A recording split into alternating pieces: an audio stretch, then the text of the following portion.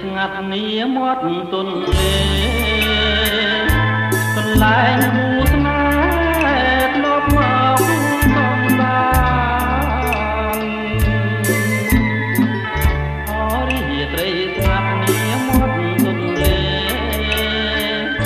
កន្លែងគូស្នេហ៍ធ្លាប់មកសំបាន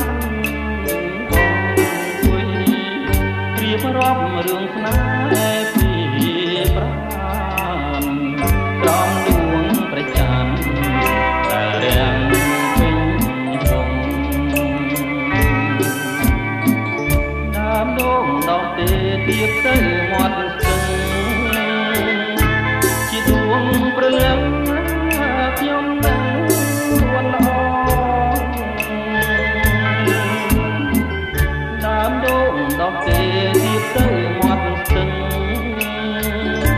ជាដួងព្រលឹងខ្ញុំនឹងវល់ល្អដងទេកុំរេចៅ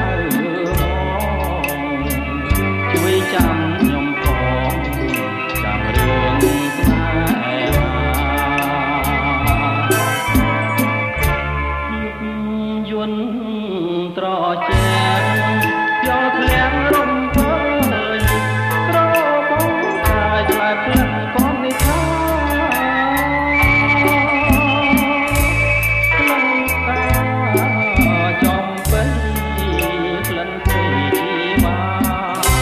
ជីវិតស្នេហាប្រាថ្នាគ្រប់ជាតិខ្ញុំបើព្រាន់គឺព្រាន់ដោយកម្មមិនមែនចិត្តនោមឲ្យខ្ញុំគ្លៀងគ្លៀត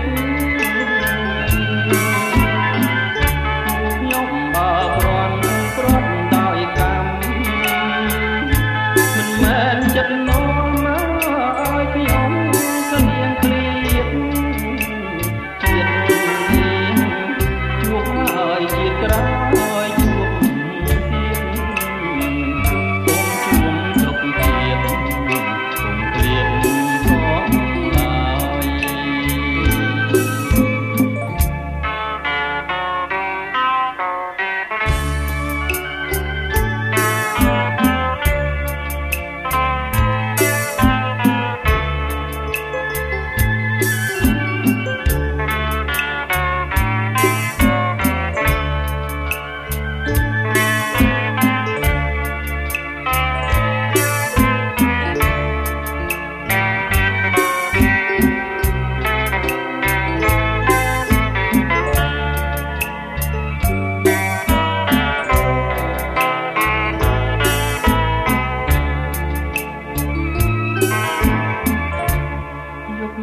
យន្តត្រជាយកធ្លាក់រំភើយក្របងតែឆ្លែកផ្លឹងផងនេះថាក្លិនតាចំពេញក្លិនពេញជីវាជីវិតស្នេហាប្រាថ្នាគ្រប់ជាតិខ្ញុំបើព្រាន់គឺព្រាត់ដោយកម្ម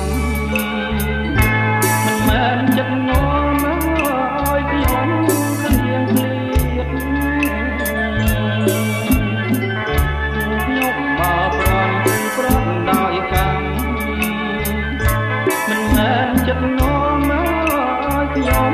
គ្លៀងគ្លៀតជាតិនេះជួបហើយជាតិក្រោយជួបទៀតសូមជួបក្រុមជាតិកុំឃ្លាតសោះឡើយ